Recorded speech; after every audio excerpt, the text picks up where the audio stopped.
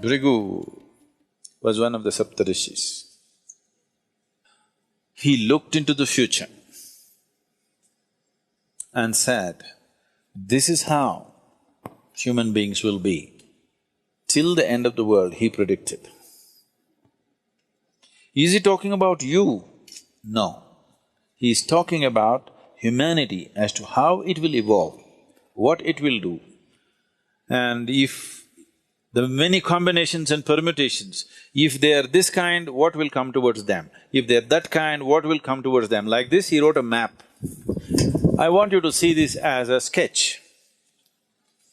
Suppose you make a sketch of the movement of the wind. Here low pressure is happening means we know wind is going to go there. High pressure is happening means we know wind is going to go away from that. So he made a map of humanity.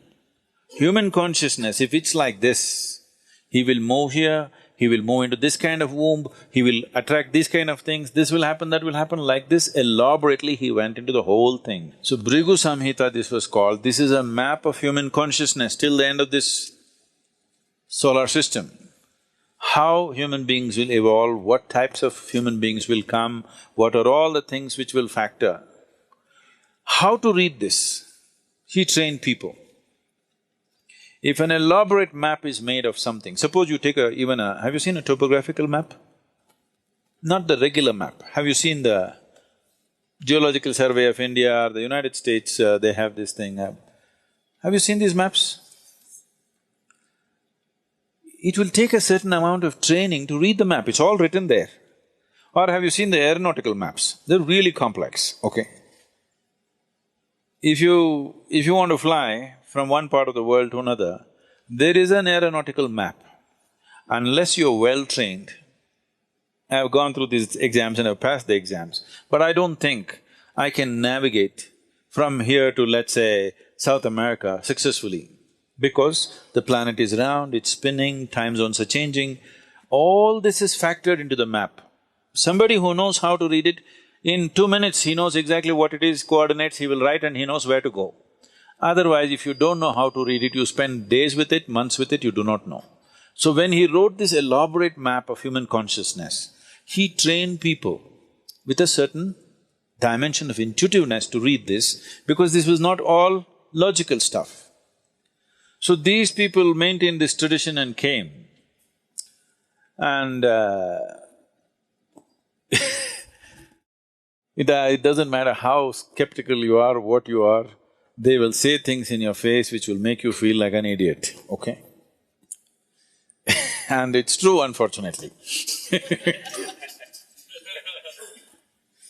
You go sit there in front of Nadi Vaidya, first thing he'll shock you with is, as he said, he will tell your mother's name and father's name. You're finished, you're already floored. Because you've gone from somewhere. It doesn't matter. If you are from some other country, he will tell the first letter, he may not know that you're a Susanna or you're a Tanya, he may not know. He will say, your name starts with T. Just like that. Because he's not looking at your background or your future, nothing. He's just reading a map. By reading the map, he's saying, okay, this is the temperature, this is the elevation, this is that. But it's an intuitive map. Unless he's in a certain state, he cannot do that. So always it should happen around the temple. Vaidishwaran temple is made for this purpose, and it generally happens around that. Now for commercial interest, they've moved everywhere. It may not be as effective, but there are some who are bang on. But if you're on the spiritual path, he will refuse to predict your future, if he's a genuine one, always.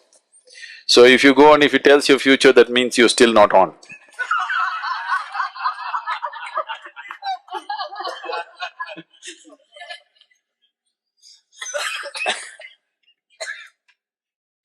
So,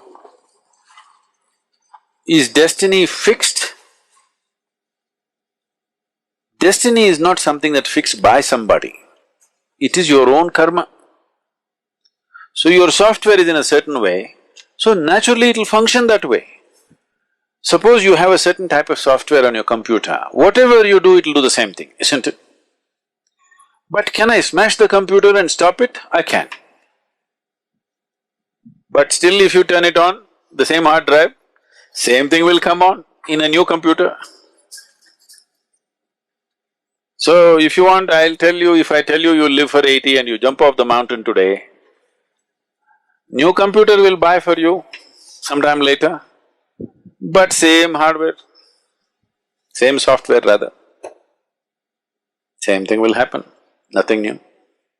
So they're looking at that aspect of life and trying to interpret it in physical terms, which is an interpretation, where there could be mistakes, always. That interpretation may not always be right. But the reading, the fundamental reading, what is the altitude, what is this, what is that, is correct. How to interpret it is the expertise of an individual person. Not everybody can interpret the same way. So this whole science developed Bhrigu Samhita, but if you're on the spiritual path, they'll refuse to say because no reading for you. You don't belong in that range.